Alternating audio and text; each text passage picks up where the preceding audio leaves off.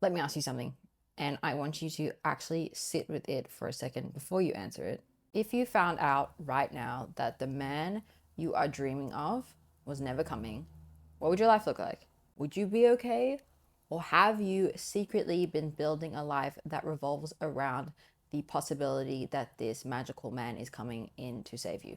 And the version of yourself that you want to be only exists once he shows up.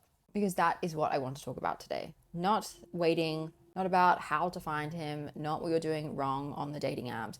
I want to talk about the one thing that no one is brave enough to say. What if you designed a life so rich, so full, so beautiful on your own that when he does, if he does finally arrive, he's just a nice addition to it and not the sun that you orbit your existence around? Because this will not be a sad video. This might be the most freeing thing that you hear thus far this year. I want to start off somewhere a little bit unexpected.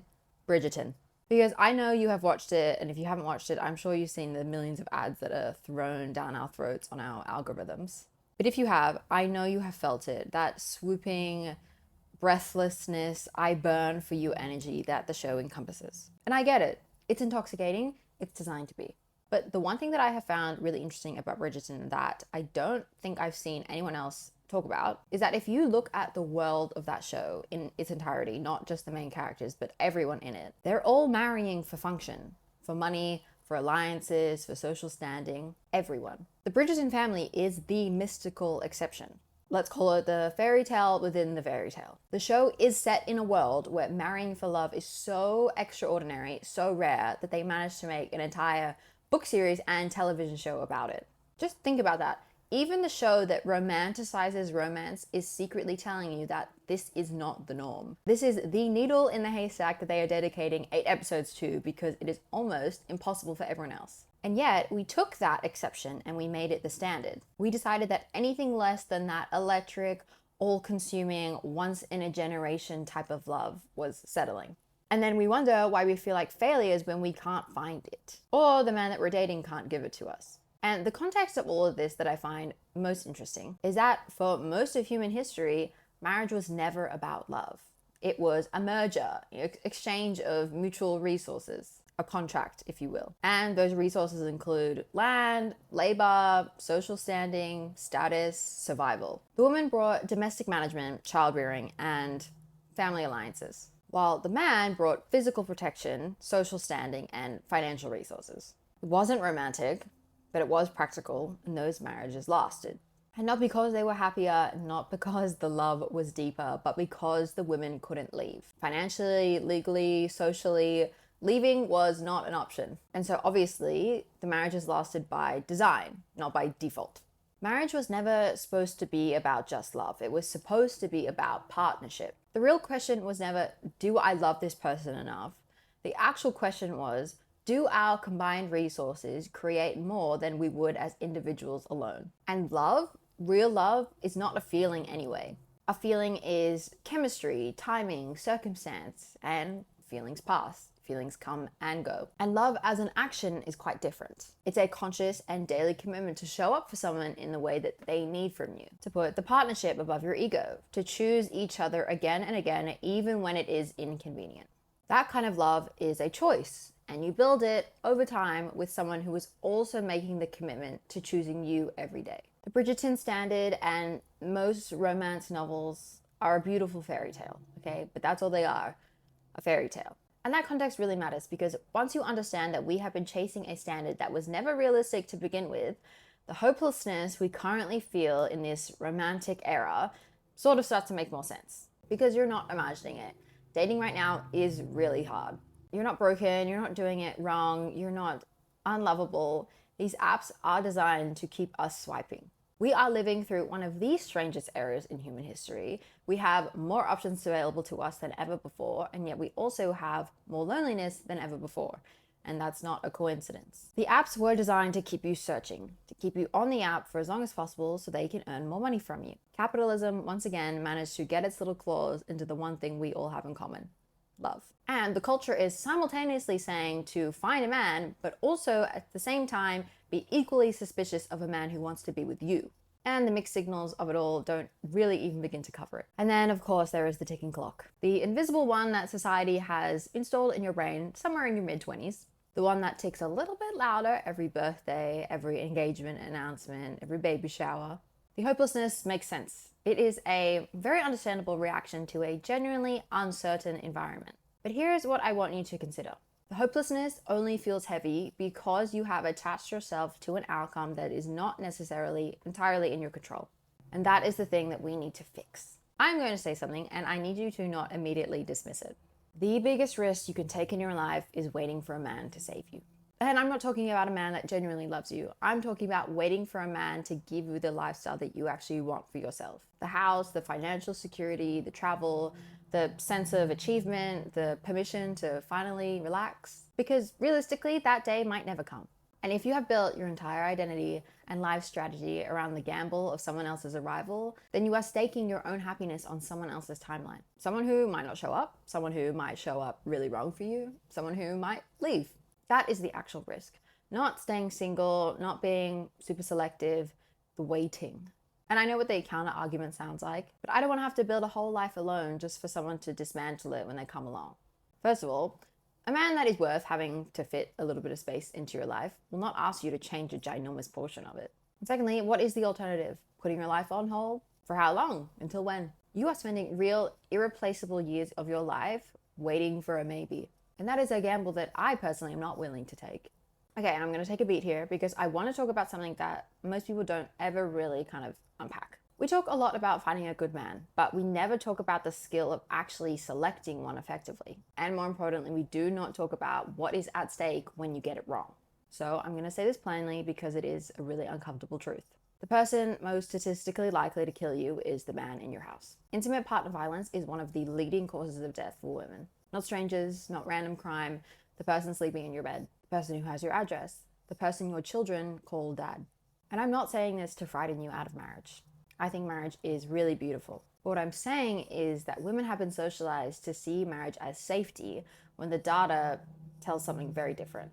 For many women, moving a man into their life has been one of the most dangerous decisions they have ever made. And the tragedy is that the warning signs were almost always there. Before the lease was signed, before the ring, before the baby.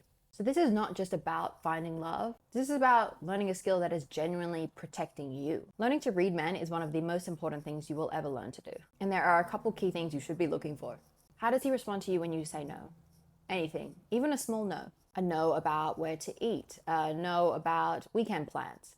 The way he handles a small no tells you a big deal about how he'll handle a big no. How does he talk about his exes? Every single woman that he has dated is crazy, unstable, or a villain.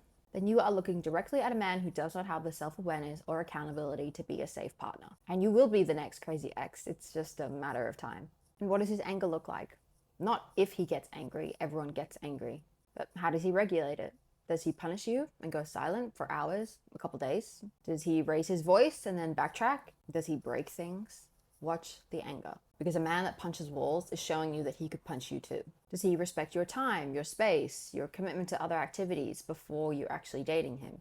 Because men who are controlling don't usually start that way. They start charming and the control comes in incrementally once the attachment is formed and leaving feels harder. Does he have long-term, stable friendships with other men? A man who has no real friendships of his own will eventually make you his entire world and then resent you for it or control you to protect it. And if another man doesn't want to be his friend, that really does tell you everything you need to know. And these are not paranoid questions. These are due diligence on one of the most important decisions of your entire life. We research restaurants, we research new cars, we research neighborhoods to move into. But somehow we have been taught that researching a man and vetting him properly is unromantic, is toxic, is being too much, is just being unsure. You should trust him more. No, it is not too much, it is the bare minimum. And the good men, because they do exist somewhere, will not be put off by a woman who pays attention, who does her due diligence. They will respect it. A man who is genuinely safe and worthy of you to trust him will make it easy to trust him. He'll be consistent, he'll be readable, his actions and his words will match. So yes, be selective, be slow, be observant, and it's not all men, but it is somehow always a man. So your ability to tell the difference is not a luxury, it is a survival skill. Now I want to go into something a little bit more lighthearted. And now let's go into what women actually bring to relationships, because I feel like this is so just glossed over in this protector, provider sphere that we're in. Women are statistically the emotional managers of relationships. We are more likely to initiate difficult conversations, maintain social connections, manage the household mental load, and provide the emotional scaffolding that makes a man's life more stable, more coherent, and more organized. Study after study show that married men live longer, earn more, and report higher well-being than their single counterparts, which has been consistently the opposite for married women. Men gain more from partnership than women do on average, because women are providing things that men genuinely cannot replicate on their own. They cannot buy these things. So if this is what you are offering to men, and you are, then you should be much more strategic about who you extend it to. And not closed off, not bitter, but strategic. The question is not, does he like me? The question is, what can this partnership provide that I cannot already provide for myself? Is he emotionally safe? Is he building something for himself?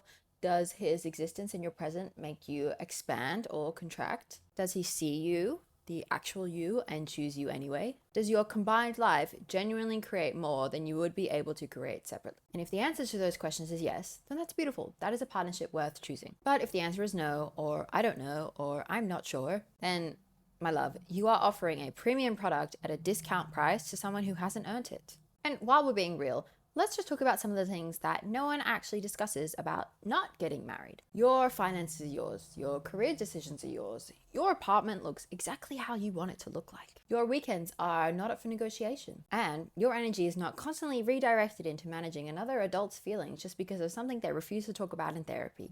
Your growth trajectory is yours. Your friendships are yours. You get to sleep in the middle of the bed. And I'm not saying that singleness is the goal, okay? I want to get married too someday.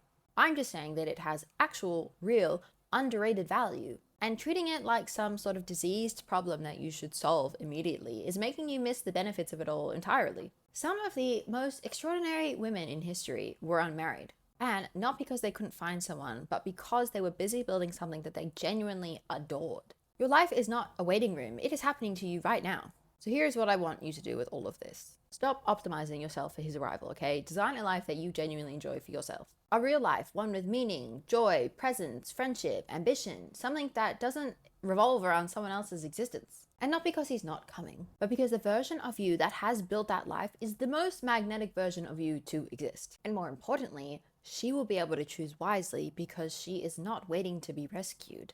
Because when you are desperate and waiting, you accept less than what you deserve because you are so afraid that something better will not come along. So you cling to this half-baked, dusty man like your life depends on it.